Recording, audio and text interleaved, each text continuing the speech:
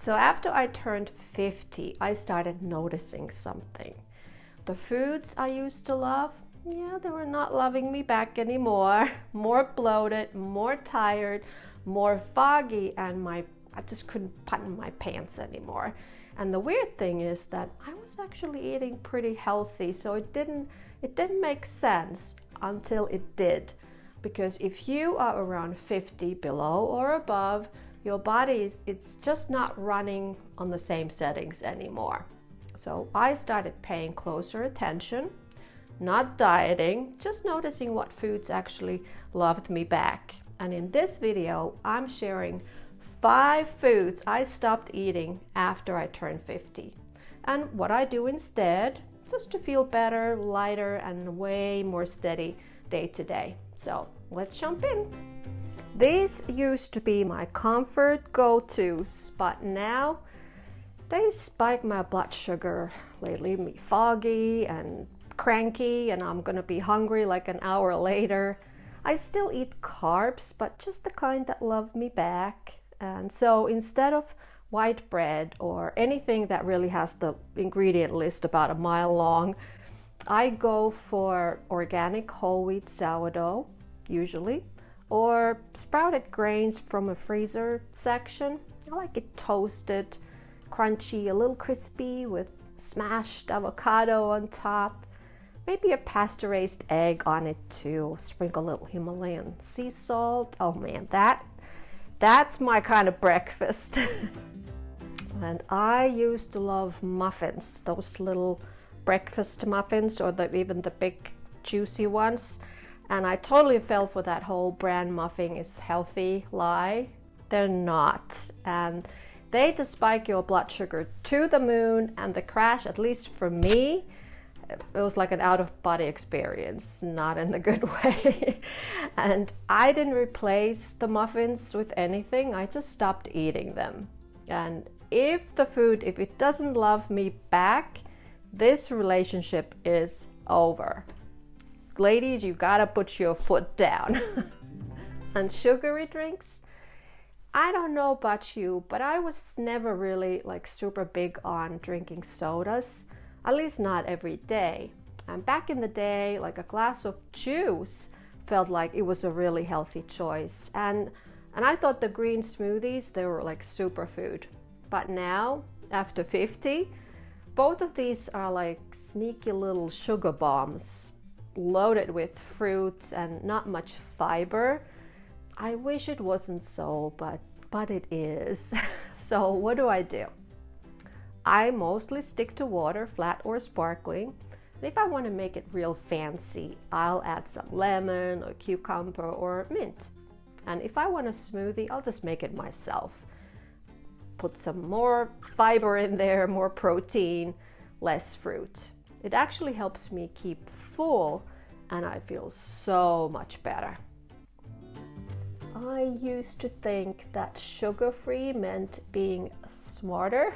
There is nothing smart about them, honestly. Those artificial sweeteners like the aspartame, the sucralose, and there's a bunch of others I can't even pronounce. They totally messed with my cravings and my digestive system altogether. And there was actually a major study done, I think it was in early 2000s, that actually found that these artificial sweeteners, they were linked to weight gain instead of weight loss. So much for the diet food, right?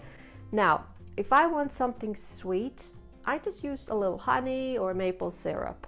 Or I skip the sweet altogether.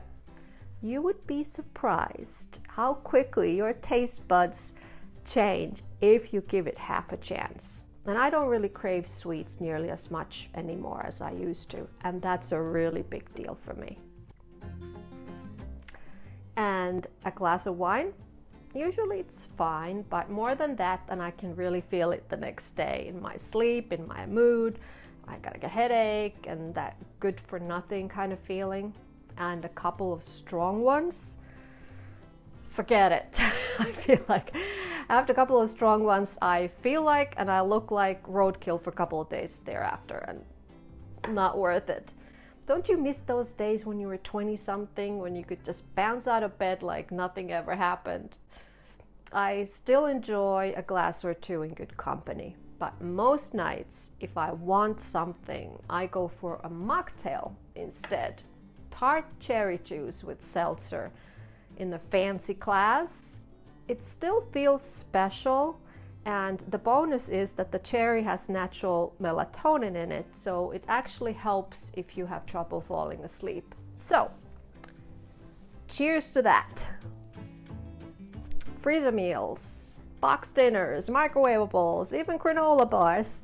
They're really quick and easy, and let's be honest, tempting when you are in a hurry.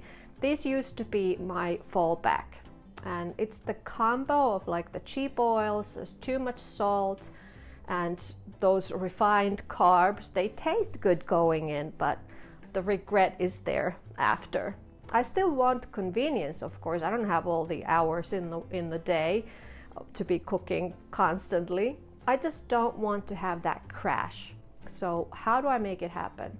Now, I roast things in the oven a lot. I use a slow cooker a lot. So anything you can kind of fix and forget for a while, I think that's great. And I cook more than I need at one time, and then I freeze a lot of food. So there's always something I can grab out of the freezer in the hurry and really, really feel good about. So that's my list. And no, I did not change overnight, and we still have pizza nights sometimes, but it's not like a first thing that I reach out for anymore. And if I do have it on some rare occasion, I like to have like a big side salad, or I just pile up some fresh tomato and arugula on top of the slice. And I'm not doing that just to try to be good or follow some rule, but because honestly, it just tastes better that way now. I think the biggest shift came from really changing the way I think about these foods. And when you start seeing the convenience foods as to what they really are just empty calories. They're designed to mess with your brain, so you'll keep buying more and more. And they kind of lose their appeal when you think about them that way. I want to be in charge of what I eat, not the food company and not these food scientists in the lab coat. So for me, it really started with the small mindset shift.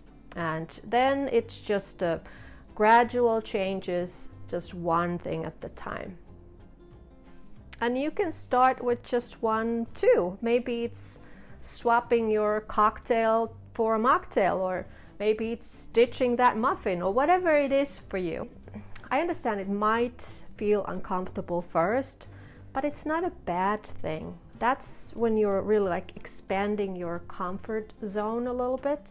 And trust me, it really is worth it.